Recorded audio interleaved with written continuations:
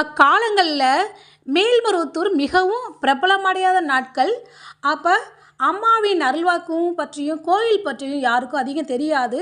அந்த நாட்களில் அந்த வழியே போகிறாங்க வராங்க பார்த்தீங்களா, லாரி டிரைவர்கள் அங்கே வந்து அந்த அம்மனை வணங்கிட்டு கோயிலை சுற்றி வந்து ஒரு தீபாரதனை மட்டும் காட்டிவிட்டு தன்னோட கையில் கிடைச்ச ஒரு 8 4 உண்டியலை செலுத்தி விட்டு கையெடுத்து கும்பிட்டுட்டு போவது வழக்கம்.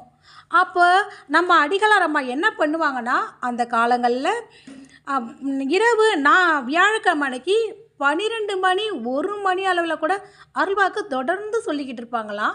அப்படி சொல்லிகிட்டு இருக்கும்போது ஒரு நாள் ஒரு லாரி டிரைவர் கோயிலுக்கு எதிரில் தன்னோட லாரியை நிறுத்திட்டு அன்னையை வலம் வந்து கும்பிட்டுட்டு லாரியை எடுக்கிற ஸ்டார்ட் பண்ணுறாரு. உடனே கோயிலேருந்து ஒரு தொண்டர் ஒடியார் அறக்கப்பறக்க ஒடியாந்து, எப்பாப்பா ஒன்று அம்மா கூப்பிடுறாங்க அப்படின்னு சொல்கிறாரு.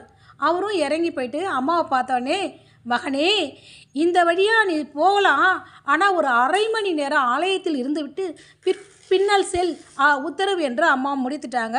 அவரும் அம்மா சொல்லிட்டாங்களே என்ன பண்ணுறதுன்னு வேறு வழி இல்லாமல் அரை மணி நேரம் கழித்து வண்டியை எடுத்துகிட்டு அந்த வழியே போகிறாரு. அப்போ அவர் பார்த்த சம்பவம் கோர விபத்து. அவர் கண்களை குளமாகிடுச்சு. அப்படி ஒரு விபத்து.